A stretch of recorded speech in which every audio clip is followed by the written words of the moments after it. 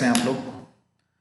बेटे आज हम लोग क्लास थर्ड करने जा रहे हैं। जैसा कि आप लोग जानते हैं कि हमने एक सीरीज स्टार्ट की है क्लास 11th अकाउंट्स के बच्चों के लिए, जो कि टर्म 2 की तैयारी कर रहे हैं, और ख़ास तौर पे उन बच्चों के लिए जिन्होंने हो सकता है अब तक कुछ भी नहीं पढ़ा, और अगर पढ़ा भी है तो वो जल्दी से जल्दी अपनी चीज़ों को रिवाइज करना चाहते हैं।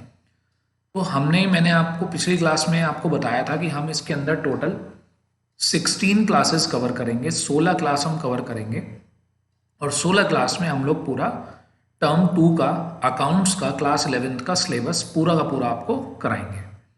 तो उससे पहले हम 2 क्लासेस कर चुके, आज की क्लास से पहले हम 2 क्लास कर चुके, जिसमें मैंने एक में आपको कराया ट्रायल बैलेंस, और पिछली सेकेंड क्लास में मैंने शुरू करा था आपके साथ बिल्स ऑफ एक्सचेंज। अगर आप में से किसी बच्चे ने सेकेंड क्लास अभी नहीं देखी है तो प्लीज़ सेकेंड क्लास ज़रूर देखिए, ठीक। तो सेकेंड क्लास देखने से आपको फ़ायदा ये होगा कि आपको इस वाली क्लास के लिए बेस मिल जाएगा। बेटे these are not the random classes कि आप कोई सी भी क्लास अटेंड करोगे तो आपको समझ में आ जाएगा। चैप्टर की जो क्लास है, जैसे कि इस चैप्टर की 3 क्लास हैं, तो एटलीस्ट तीनों क्लासेस आप सीक्वेंस में अटेंड करो। तो आप देख सकते हैं यहाँ पर आपको दिखाई दे रहा है कि डिसऑनर ऑफ द बिल, और यहाँ लिखा है 2, तो this is the second class of bills of exchange, और हमारी सीरीज की आज ये थर्ड क्लास है, ठीक। तो चलिए आते हैं आज की क्लास में। अगर आप में से कोई बच्चा फर्स्ट टाइम हमारे लेक्चर्स देख रहा है तो चैनल को सब्सक्राइब जरूर कीजिए, क्योंकि डेली बेसिस पर क्लासेस अपलोड होती हैं, तो उनकी नोटिफिकेशन आपके पास टाइम टू टाइम पहुंचना बहुत ज़रूरी है, ताकि आप लोग इसे प्रिपेयर कर सकें।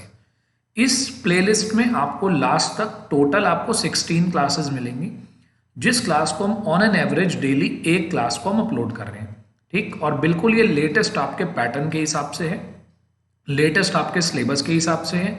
जो पोर्शन डिलीट हो चुके हैं उसे हमने नहीं कवर करा है, यहाँ पर बिल्कुल प्रीसाइज मैनर में थ्योरी, न्यूमेरिकल हर चीज कवर करते हुए हम इन क्लासेस को कर रहे हैं, ठीक है। तो चलिए आते हैं आज की क्लास पे।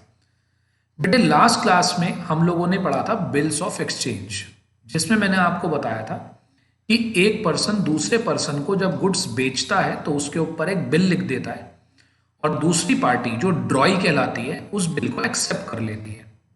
ड्यू डेट पर ऐसा होता है कि वो बिल का पेमेंट कर देते हैं, ठीक। ये बातें मैंने आपको पिछले लेक्चर में एक्सप्लेन की थी, यानी कि लेक्चर नंबर 2 में। अब आज हम बात कर रहे हैं कि ड्यू डेट पर अगर जो बिल का ड्रॉई है, यानी कि अगर सपोज करो ए ने बी को गुड्स बेचा और बी ने बोला कि भाई ठीक है मैं 3 महीने बाद बिल का पेमेंट कर दूंगा, अगर वो 3 महीने बाद बिल का पेमेंट नहीं कर पाता तो ऐसे में हम क्या करेंगे, क्या रूल्स होंगे, क्या जर्नल एंट्री होगी। बेटे इसको हम बोलते हैं डिसऑनर ऑफ द बिल। क्या बोलते हैं इसे? हम बोलते हैं dishonour of the bill, bill का डिसऑनर होना। तो देखिए क्या लिखा है पेपर में, 1 या 2 मार्क में क्वेश्चन आ सकता है। बेटे अब की बार का हमारा जो टर्म 2 का सिलेबस है वो ये कहता है कि हर एक क्वेश्चन 2 नंबर का होना चाहिए, लेकिन 2 नंबर के क्वेश्चन को आप 2 पार्ट में तो डिवाइड कर ही सकते हो। तो वो आपसे पूछ सकता है कि what do you mean by dishonour of bill, तो आप बोलेंगे व्हेन द ड्रॉई, ड्रॉई मतलब ड्रॉई जिसने पैसे देने हैं, जिसके ऊपर बिल लिखा गया था, जिसने बिल एक्सेप्ट करा था, fails to pay the bill amount on the due date. Correct. कितनी सिंपल सी डेफिनेशन है कि ड्रॉई ड्यू डेट पर जब बिल का पेमेंट नहीं कर पाता तो उसे हम बोलते हैं dishonour of the bill. Clear. अब इस केस में जब बिल डिसऑनर्ड हो जाता है, ठीक, जब बिल का पेमेंट नहीं हो पाता तो बिल जिसके पास भी होता है, जैसे सपोज करिए बिल ड्रॉर के पास है, तो ड्रॉर उस बिल को लेकर कोर्ट में जाएगा, कोर्ट में जाकर उसको अटेस्ट करवाएगा और वहां पर एक पैसे पे करेगा, जिन पैसों को बोलते हैं नोटिंग चार्जेस। एक तरीके से ये है कि जो बिल है उसका डिसऑनर हो गया है, उस चीज को हम गवर्नमेंट को इन्फॉर्म कर रहे हैं और गवर्नमेंट बदले में हमसे लेती है उसके कुछ पैसे। तो नोटिंग चार्जेस पेपर में पूछ सकता है ये भी क्वेश्चन 1 या 2 मार्क्स में कि what do mean by noting charges. तो आप लिखेंगे अ लीगल एक्सपेंस, एक कानूनी खर्चा, will be paid by the holder, जिसके पास भी वो बिल है। करेक्ट। जैसे अगर वो बिल ड्रॉर के पास है तो ड्रॉर पे करेगा, ड्रॉर ने किसी को दे दिया वो बिल तो वो पे करेगा। तो जिसके पास भी वो बिल होता है वो उस नोटिंग चार्जेस का पेमेंट करता है। Of the bill on the due date. Correct. तो ये जो है डिसऑनर के टाइम पर अगर बिल सपोज करिए डिसऑनर हो गया आपका, तो डिसऑनर के टाइम पर जो अमाउंट पे करी जाती है एक लीगल एक्सपेंस, उस लीगल एक्सपेंस को हम बोलते हैं नोटिंग चार्जेस। ठीक है जी, आगे चलते हैं। अब हम आते हैं रूल्स ऑफ डिसऑनर पे कि डिसऑनर में कैसे होता है। अब बेटे मेरी बात सुनिएगा बड़े ध्यान से, सेकंड लेक्चर देखना बहुत ही इंपॉर्टेंट है आपके लिए, बिल्स ऑफ एक्सचेंज का पहला लेक्चर, क्योंकि ये वाला लेक्चर उसी के कनेक्शन में है। करेक्ट? तो प्लीज आप फर्स्ट लेक्चर जरूर देखिएगा। फर्स्ट लेक्चर में हमने बात करी थी कि हम दो पार्टीज मानकर चलते हैं, एक है ए, तो इधर मैंने लिखा in the books of A, और इधर मैंने लिखा in the books of B. ये है ड्रॉर और ये है ड्रॉई। करेक्ट? ये ड्रॉर है, ये ड्रॉई है। क्लियर? अब ड्यू डेट पर बिल का हो गया डिसऑनर, यानी कि बी ने बोला कि भाई साहब मैं पैसे पे नहीं कर पाऊंगा। ठीक? मैंने आपको पिछले लेक्चर में बताया था कि हमारे पास इसके 4 केसेस होते हैं। Number 1, bill is kept with A till due date, and due date पर वो हो गया डिसऑनर्ड। सही? पहला केस तो ये हो सकता है। दूसरा केस हो सकता है bill was discounted from the bank and dishonored on the due date। ठीक? दूसरा केस ये हो सकता है। तीसरा केस हो सकता है बिल एंडोर्स्ड टू सी, हमने किसी को बिल दे दिया था, and dishonoured on due date. Fourth case हो सकता है, fourth case bill send to bank for collection and dishonored on due date। करेक्ट? यही 4 केसेस मैंने बताए थे बिल के। ये 4 केस ही हो सकते हैं। जब मैंने आपके ऊपर बिल लिखा, आपने बिल एक्सेप्ट कर दिया, आपने एक्सेप्ट करके मुझे दे दिया, पहला केस हो सकता है मैं अपने ही पास रख लूं। दूसरा केस हो सकता है मैं किसी को एंडोर्स कर दूं, डिस्काउंट के लिए दे दूं या कलेक्शन के लिए भेज दूं। ठीक? अब इन चारों केसेस में डिसऑनर हो सकता है कि बिल मेरे ही पास था और बी ने पेमेंट करने से मना कर दिया। मेरी बात हर बच्चा बड़े ही ध्यान से सुनेगा, चाहे केस कोई सा भी हो, जैसे ही बिल का डिसऑनर होगा तो एक ही बुक्स में बी उसका डेटर बन जाएगा। भाई जैसे ही सपोज करो आपने मुझे एक चेक दिया और वो चेक बाउंस हो गया, तो मैं आपसे दोबारा पैसे मांगूंगा ना, तो आप मेरी बुक्स में क्या बन जाओगे? मेरे डेटर। और जैसे ही आप मेरे डेटर बन जाते हो तो मैं अपनी बुक्स में आपको कर देता हूं डेबिट, बी डेबिट। तो चाहे केस कोई सा भी हो, चाहे बिल किसी के भी पास हो, ठीक, अगर मैंने बिल बैंक से डिस्काउंट कराया होगा तो मेरा बैंक ए को बोलेगा कि ए भाई तुमने तो बी के पास भेजा था, बी ने तो पैसे ही नहीं दिए, अब तुम बी से अपने आप ले लेना पैसे। तो यानी कि किसी भी केस में बी डेबिट होना ही होना है, बी को आपको डेटर बनाना ही पड़ेगा। तो डिसऑनर का कोई सा भी केस हो तो बी को सबसे पहले ए अपनी बुक्स में क्या कर देता है? डेबिट, चाहे अब केस कोई सा भी हो। अब सपोज करिए अगर बिल ए के खुद के पास है तो इस केस में क्रेडिट होगा टू बी आर। और जैसा कि आपको याद होगा मैंने अभी आपको बताया था कि नोटिंग चार्जेस भी लगते हैं। नोटिंग चार्जेस अलग से प्रेजेंट होंगे, कुछ लोग कैश के नाम से दिखाते हैं और कुछ नोटिंग चार्जेस के नाम से भी अलग से दिखा देते हैं। ठीक, क्लियर होती है बात? अब सपोज करिए कि अगर 20,000 रुपए का बिल था, और उसके नोटिंग चार्जेस लगे 200 रुपये।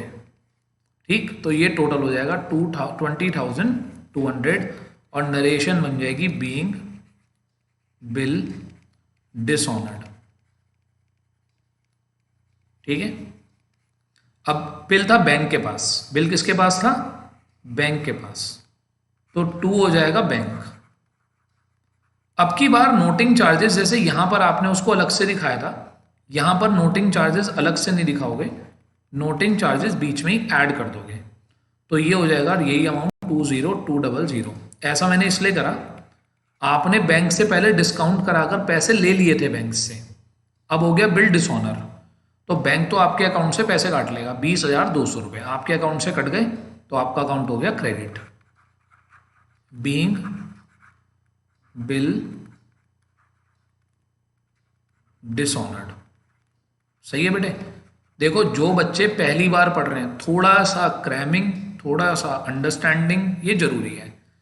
आपको बात याद रखनी है, सर ने बोला था जब भी बिल का डिसऑनर होगा तो ड्रॉअर की बुक में ड्रॉई डेबिट होगा, पहले तो इसको डेबिट करो, फिर देखो हमने बिल का यूज क्या करा था। बिल अगर हमारे पास है तो 2 BR नोटिंग चार्जेस अलग से, बिल अगर बैंक से डिस्काउंट कराया था 2 बैंक नोटिस चार्जिंग बीच में, अगर बिल मैंने एंडोर्स करा था, बिल मैंने सी को एंडोर्स करा था, तो 2C नोटिंग चार्जेस बीच में ही जोड़ेंगे, क्योंकि सी हमसे पूरे पैसे एक साथ मांगेगा।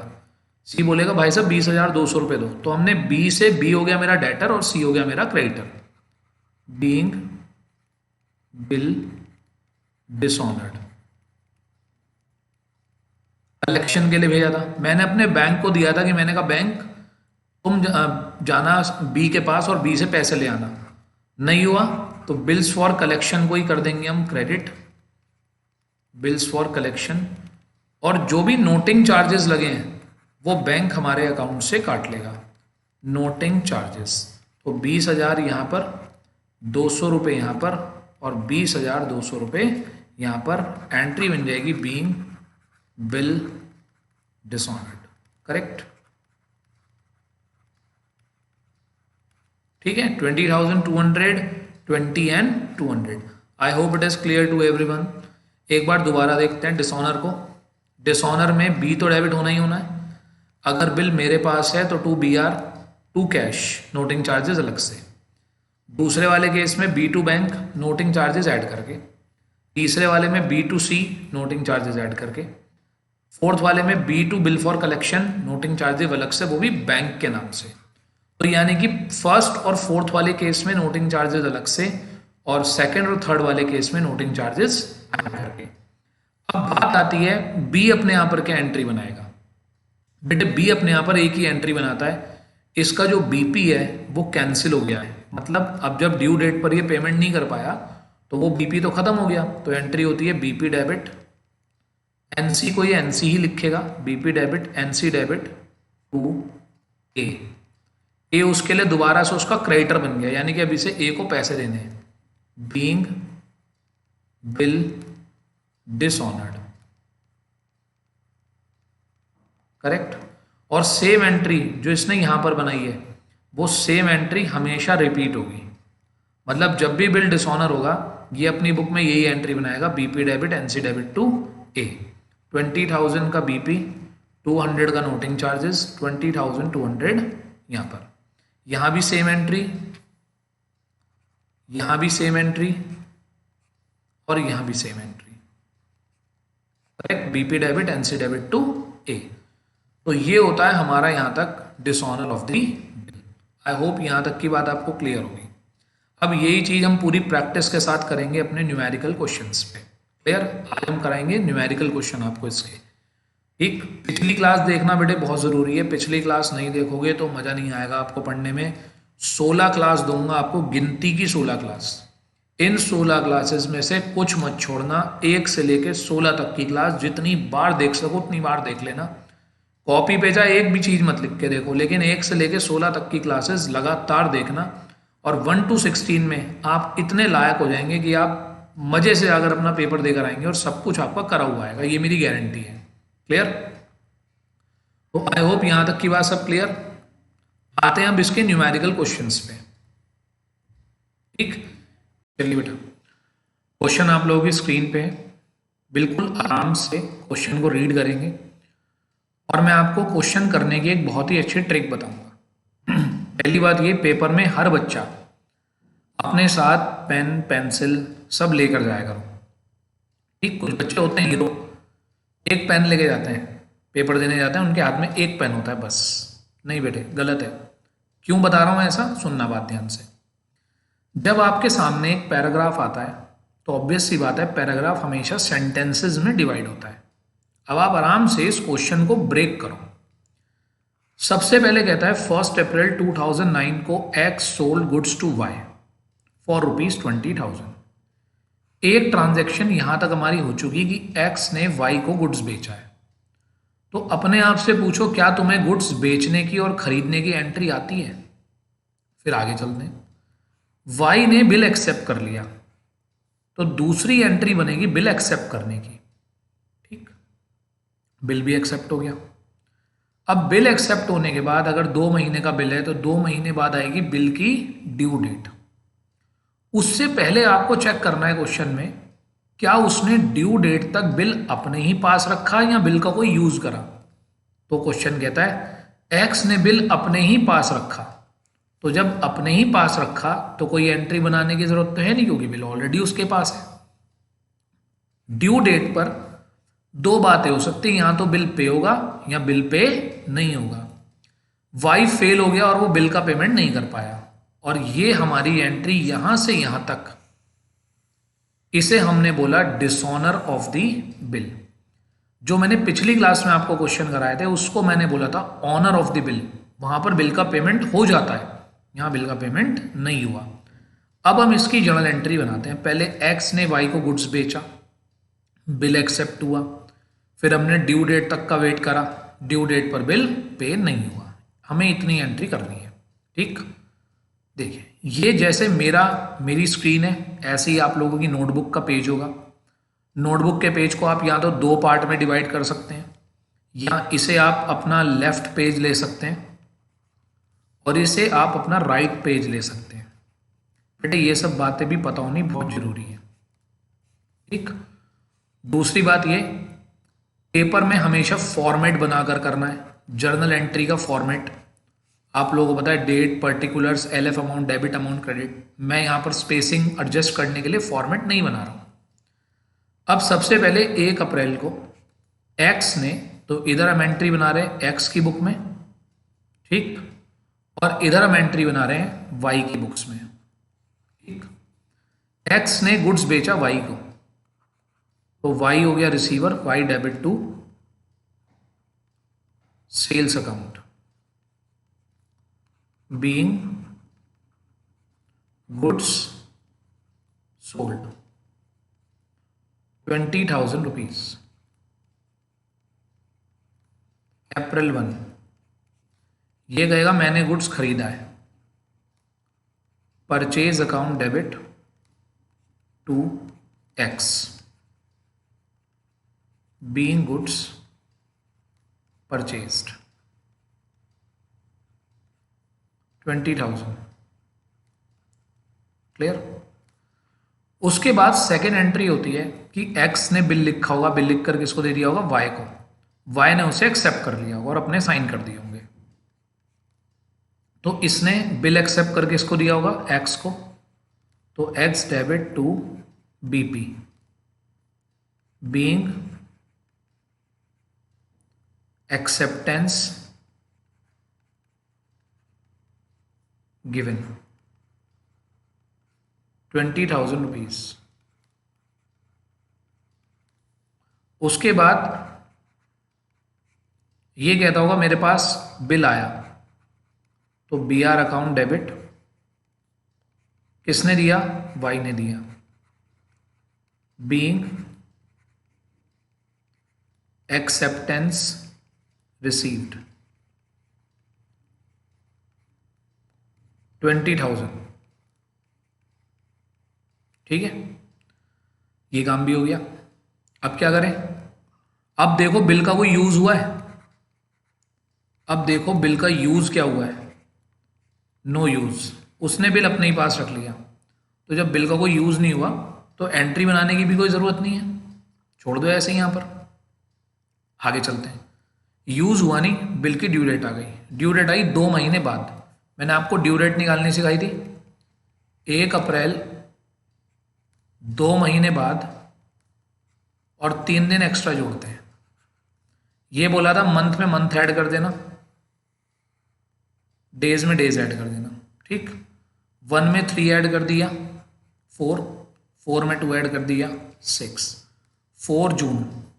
तो ड्यू डेट आ गई हमारी जून 4। अब ड्यू डेट पर क्या हो सकता है, या तो बिल का पेमेंट हो सकता है 4 जून को, या बिल का पेमेंट नहीं हो सकता। अब यहां पर बिल का पेमेंट नहीं हुआ, बिल हो गया कैंसिल। तो बेटा एक बात देखो, जो एंट्री बिल लिखने की बनाई थी हमने यहां पर, ये वाली एंट्री जो बिल लिखने की बनाई थी, इस एंट्री को रिवर्स कर दो, इस एंट्री को रिवर्स कर दो बस। BP debit, NC debit to X, 20,000, 400 के नोटिंग चार्जेस, टोटल हो गया 20,400, बीइंग बिल डिसऑनर्ड। इधर आ जाइए, जून 4, ये क्या एंट्री बनाएगा। मैंने आपको एक बात याद दिलाई थी, मैंने कहा था बेटे सबसे पहले इसकी बुक में ये जो वाई है, ये दोबारा से इसका क्या बन जाएगा, डेटर। क्या बन जाएगा, डेटर। तो वाई को कर दो डेबिट। और अब देखो बिल का यूज क्या करा है, बिल तो हमारे खुद के ही पास है, तो 2 BR और 2 कैश। कैश के अंदर लिखते हैं हम नोटिंग चार्जेस। तो बेटे 20,000 का बिल है, 400 रुपीज़ के नोटिंग चार्ज हैं, तो टोटल हो गया 20,400, बीइंग बिल डिसऑनर्ड। करेक्ट। अब आप एक बात छोटी सी सोच के देखिए, जो फर्स्ट एंट्री है बेचने की, खरीदने की, बिल लिखने की, बिल एक्सेप्ट करने की, ये 4 एंट्री तो हर बार सेम बनती हैं। उसके बाद एंट्री बनती है यूज़ की, तो यूज़ हर क्वेश्चन में बताया होगा, और यूज़ के ऊपर ही डिपेंड करता है कि जो डिसऑनर है उसकी एंट्री क्या बनेगी, ठीक। एक केस मैंने बताया, अभी अगले क्वेश्चन में अगला केस बताता हूँ, ठीक बेटा। अब हम आते हैं क्वेश्चन नंबर 2 पे। अभी हमने जो क्वेश्चन किया था उसमें हमने बिल का कोई यूज़ नहीं करा था, बिल हमने अपने ही पास रख लिया था, यानी कि एक्स ने बिल का कोई यूज़ नहीं करा, bill kept with X till the date of maturity. अब देखिए जरा, फिर वैसे ही ब्रेक करते हैं क्वेश्चन को। सबसे पहले गुड्स सेल हुआ, सेम एंट्री। उसके बाद बिल एक्सेप्ट हुआ, सेम एंट्री। अब जरा यहां देखिएगा, जैसे मैं अंडरलाइन कर रहा हूं, यहां पर क्या हुआ, बिल का यूज चेंज हो गया। बिल उसने अपने पास नहीं रखा, बिल उसने बैंक से डिस्काउंट करा लिया। तो भाई यूज चेंज होता है और हमारी आगे की एंट्री यूज पर ही डिपेंड करती है, ठीक। चलिए आते हैं आगे के क्वेश्चन पे, इसका सॉल्यूशन करते हैं।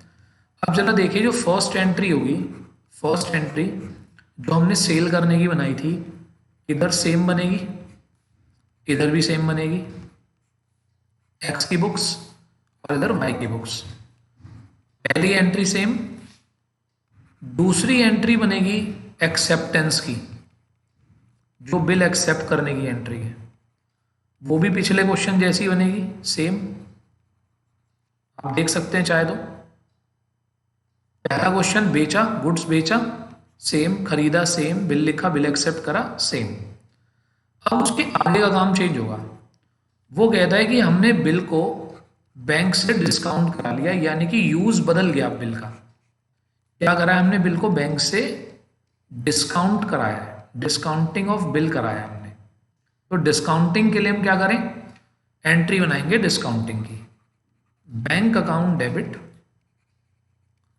Discount account debit to BR, being bill discounted, ठीक। अब 20,000 रुपीज का बिल था, तो डिस्काउंट कैसे कैलकुलेट करें बेटा। 20,000 का बिल है, 6% के रेट से डिस्काउंट है, ठीक, और उसके बाद 2 महीने का बिल है, 2 मंथ्स का बिल है। तो 2 6 12, 6 से 6 कैंसिल, तो कितना आ गया 200 रुपीज़। तो हमें बैंक में मिले होंगे 19,800 बैलेंसिंग फिगर। बेटे जब ये बिल का यूज़ करता है तो ये कुछ नहीं करता, ठीक। अब आती है ड्यू डेट। आपको मैंने अभी भी बताया कि ड्यू डेट कैसे निकलती है। 1 अप्रैल में 2 महीने हमने ऐड करे और 3 दिन हमने ऐड करे। मंथ में मंथ ऐड होते हैं, डेज में डेज ऐड होते हैं। तो ड्यू डेट निकल कर आ गई हमारी 4 जून। तो जून 4 को अब 2 बातें हो सकती हैं, या तो ये बिल के पैसे देगा या नहीं देगा। तो हमारा क्वेश्चन कहता है on the due date Y failed to pay the bill. Y कह रहा भाई साहब मेरे पास पैसे नहीं है। और बेटे जब बिल डिसऑनर होता है तो एक चार्जेस लगते हैं जिसको बोलते हैं नोटिंग चार्जेस। नोटिंग चार्जेस एक लीगल चार्जेस होते हैं जो पे करने पड़ते हैं उसे, जो बिल का होल्डर होता है। जैसे इस टाइम बिल का होल्डर कौन है, बैंक, तो बैंक ने पे करे होंगे। और बैंक एक्स से वसूल कर लेगा और एक्स वाई से वसूल कर लेगा। अब बिल हो गया डिसऑनर। मैंने आपको बोला था जैसे ही वर्ड पढ़ो डिसऑनर, एक्स की बुक में वाई हो जाएगा डेबिट। तो वाई मेरा दोबारा से डेटर हो गया, तो वाई हो गया डेबिट। अब बात आती है क्रेडिट किसको करें। बेटे जो तुमने बिल का यूज करा था, तुमने बिल के यूज में बैंक को डेबिट करा है, तो बैंक को क्या कर दो, क्रेडिट कर दो, ठीक। और मैंने आपको बताया था कि सेकंड वाले केस में, यानी कि जब बिल हम बैंक से डिस्काउंट कराते हैं तो नोटिंग चार्जेस हम बीच में ऐड कर देते हैं। तो 400 हमने बीच में ऐड कर दिए, 20400 बीइंग बिल डिसऑनर्ड। जितने भी आप ये क्वेश्चन कर रहे हैं एग्जाम में सब 5 नंबर की वेटेज में आ सकते हैं, 3 नंबर की वेटेज में भी आ सकते हैं। अब ये क्या एंट्री बनाएगा बेटा, ये एंट्री बनाएगा BP debit, NC debit to X, ठीक। बीपी कितने का, 20,000 का, नोटिंग चार्जेस कितना 400 का, और टोटल हो गया 20,400 बीइंग बिल डिसऑनर्ड, करेक्ट। बेटा अब सुनना बात ध्यान से, जो एंट्री चेंज होती हैं वो एक ही बुक्स में होती हैं बस, यानी कि ड्रॉर की बुक्स में। ड्रॉई के लिए क्या मतलब, ड्रॉर की बुक्स में एंट्री चेंज होती है, ड्रॉई के यहाँ तो सब कुछ सेम रहता है। ड्रॉई को तो मतलब ही नहीं है आप बिल का कुछ भी करो, ठीक। ये हो गए हमारे 2 एग्जाम्पल्स। चलिए आते हैं थर्ड एग्जाम्पल पे। अब देखिए थर्ड एग्जाम्पल में क्या है, पहले हमने गुड सेल करा, बिल एक्सेप्ट करा। अब की बार मैंने बिल बैंक से डिस्काउंट भी नहीं कराया, मैंने अब की बार बिल अपने क्रेडिटर जेड को दे दिया है, ठीक। तो जरा देखते हैं इसका सॉल्यूशन। इधर एक्स की बुक्स, इधर वाई की बुक्स। अप्रैल 1 को पहली एंट्री सेल करने की सेम बनेगी। इसके यहां पर अप्रैल 1 को परचेज करने की एंट्री सेम बनेगी। दूसरी एंट्री इसके यहां पर अप्रैल को एक्सेप्टेंस की सेम बनेगी। इसके यहां भी एक्सेप्टेंस करने की एंट्री सेम बनेगी। अब आता है बिल का यूज करना। अब इसने बिल को अपने क्रेडिटर जेड को दे दिया, तो जेड हो गया रिसीवर और बी आर मेरे पास से चला गया 20,000 रुपीज का। जब ये बिल का यूज करता है तो ये अपनी बुक्स में कोई एंट्री नहीं बनाता। इसे क्या मतलब यूज करने से, बीइंग बिल एंडोर्स्ड, हमने बिल एंडोर्स कर दिया। अब आता है ड्यू डेट। ड्यू डेट आई थी हमारी 4 जून। ड्यू डेट, ड्यू डेट पर बिल का पेमेंट नहीं हुआ, तो याद है मैंने क्या बताया था, एक्स की बुक में वाई हमेशा क्या होगा, डेबिट, तो वाई को तो कर दो डेबिट। और 2 जो तुमने बिल का यूज करा था, तुमने जेड को डेबिट करा था, जेड को कर दो क्रेडिट, ठीक। और इस केस में भी नोटिंग चार्जेस हम बीच में ऐड कर देते हैं, ये भूलना नहीं, being bill dishonoured. I hope आपको यहां की बात क्लियर होगी। अच्छा जी, इधर आते हैं 4 जून को। ये क्या एंट्री बनाएगा, इसके यहाँ तो बेचारे यहाँ घूम फिर के वही एंट्री बनती है, BP debit NC debit to X being bill dishonored. I hope it is clear. तो ये हमने बिल का तीसरा यूज करा। ठीक, आगे चलते हैं। ये हमारा आज का फोर्थ क्वेश्चन। आपको समझ में आई होगी एक बात, मैंने हर एक यूज के ऊपर सेम क्वेश्चन बनाया। ठीक, यूज बदलते गए तो आपको एंट्रियां बदलती हुई दिखाई दी। पहले गुड्स बेचा, बिल एक्सेप्ट करा, सेम एंट्री। अब की बार फिर से यूज चेंज हो गया। अब की बार मैंने बिल ना तो अपने पास रखा ना बैंक से डिस्काउंट कराया, अपने बैंक को दिया कि भाई जा कलेक्शन के लिए चला जा, मेरे बिहाफ पर जाकर पैसे कलेक्ट करके ले आना। तो अब जरा देखिए, अप्रैल 1 की सेल वाली एंट्री सेम, इसकी बुक्स में परचेज वाली एंट्री सेम, ये एक्स है ये वाई है। दूसरी बात, एक्सेप्टेंस करने की एंट्री, बिल एक्सेप्ट करने की एंट्री इसकी बुक में भी सेम, बिल एक्सेप्ट करने की एंट्री इसकी बुक में भी सेम, जो हमने पहले बनाई है। बार बार नहीं बदलते एंट्री। उसके बाद आता है बिल का यूज करना, यूज। अब की बार फिर से यूज बदल गया, हमने बिल भेजा कलेक्शन करने के लिए, तो उसकी एंट्री होती है bills for collection debit to BR account being bill send to bank for collection. और ये क्या बनाएगा, कोई एंट्री नहीं बनाएगा। इसे का मतलब कि आपने बिल का क्या यूज करा है। अब आता है जून 4 को ड्यू डेट। ड्यू डेट पर बिल होता है डिसऑनर। सर आपने कहा था डिसऑनर होते के साथ ही एक्स की बुक में वाई डेबिट हो जाएगा, वाई हो गया डेबिट टू। सर जो हमने बिल का यूज करा, टू बिल्स फॉर एक्सचेंज, इस केस में नोटिंग चार्जेस अलग से दिखाते हैं टू बैंक। 20400 यहाँ पर 20,000 का हमारा बिल था, 400 यहाँ पर बीइंग बिल डिसऑनर। इसकी बुक्स में क्या एंट्री बनेगी ड्यू डेट पर बिल डिसऑनर होने की, वही एंट्री बेचारी बार बार बनती है। BP debit, NC debit to X, 20,000 का बिल, 400 का noting charges, total 20,400 being bill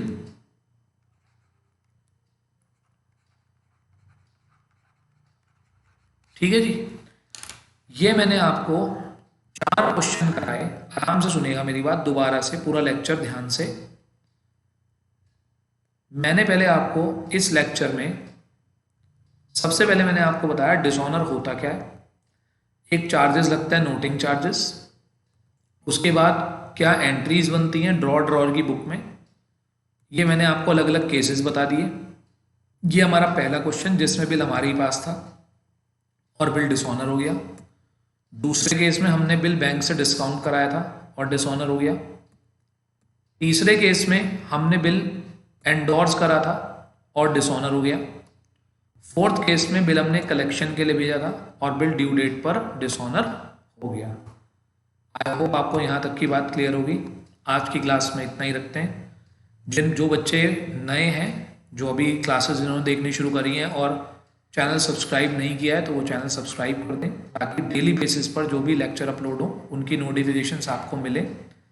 जो भी बच्चा इन क्लासेस को देख रहा है सीक्वेंस से देखने की कोशिश करे। लेक्चर 1, 2, 3, 4 पहली क्लास में बताया गया है कि कौन से क्लास में कौन सा टॉपिक कराया जाएगा। एटलीस्ट जब आप एक चैप्टर कर रहे हैं तो उस चैप्टर को तो कम से कम सीक्वेंस में करें, कि जैसे बिल्स ऑफ एक्सचेंज है तो पहले क्लास नंबर 2, फिर क्लास नंबर 3, फिर क्लास नंबर 4। तो आप सीक्वेंस में करेंगे तो आपको बहुत अच्छा समझ में आएगा। ठीक, बहुत अच्छे से आपको पढ़ाई हो पाएगी आपकी। आज के टॉपिक में हमने करा था डिसऑनर ऑफ द बिल। अगर आप मेहनत से इसको पढ़ेंगे, ध्यान से इसको देखेंगे, कहीं नोट करेंगे तो उसका तो वंडरफुल रिजल्ट आएगा। अगर आप नोट कर लेते हैं तो बहुत ही अच्छी बात है। टर्म 2 पास कराने की गारंटी दे रहा हूँ मैं आपको। अगर आप ये सारे लेक्चर बिल्कुल ध्यान से देखोगे, 101% आप पास होंगे अकाउंट्स के एग्जाम में बहुत अच्छे नंबर से। ठीक है, चलिए मिलते हैं नेक्स्ट क्लास में। Thank you, have a nice.